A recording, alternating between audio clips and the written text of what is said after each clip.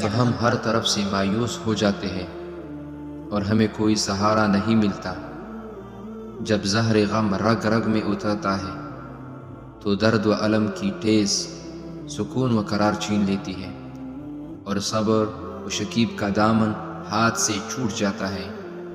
نہ تسلی و تسکین کا کوئی سامان نظر آتا ہے، نہ صبر و ضبط کی کوئی صورت۔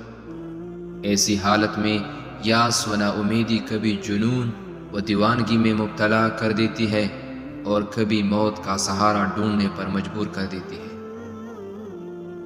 اگر انسان اس موقع پر بلند نظری سے کام لے تو اسے ایک ایسا سہارا مل سکتا ہے جو حوادث و آلام کے سوراخوں اور رنج و غم کے سیلاب سے نکال لے جا سکتا ہے، اور وہ سہارا اللہ رب العزت کا ہے۔ ایک اللہ والے نے کیا خوب فرمایا ہے، اذا اشتد الفزع فإلی اللہ المفزع، جب بے چینی حد سے بڑھ جائے تو پھر اللہ ہی تسکین کا مرکز ہے۔ اللہ تبارک و تعالی اپنے کلام پاک میں کیا فرماتے ہیں؟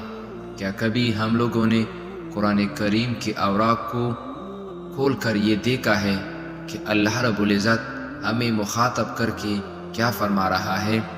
الا بذکر اللہ تطمئن القلوب، دل تو اللہ تعالیٰ کے ذکر سے مطمئن ہو جاتے ہیں۔ ایسی دعا جس کے پڑھنے سے آپ کے تمام مسائل حل ہو جائیں گے، یہ دعا دن میں ایک بار پڑھا کرے۔ دعا چھوٹی مگر اثر زیادہ، دعا میرے ساتھ پڑھتے جائے۔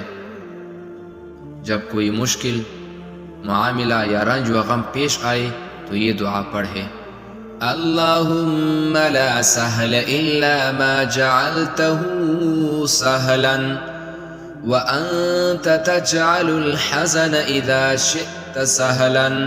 ترجمہ، اے اللہ، کوئی آسانی نہیں مگر جسے آپ آسان فرما دیں، اور آپ ہی مشکل کو جب چاہے آسان بنا دیں۔ اللہ تبارک و تعالی تمام انسانوں کی مشکلات کو حل فرما دے۔ اللہ تبارک و تعالی ان دعاؤں کی برکت سے ہماری زندگیوں کو خوشحالیوں اور راحتوں کی طرف لے جائے۔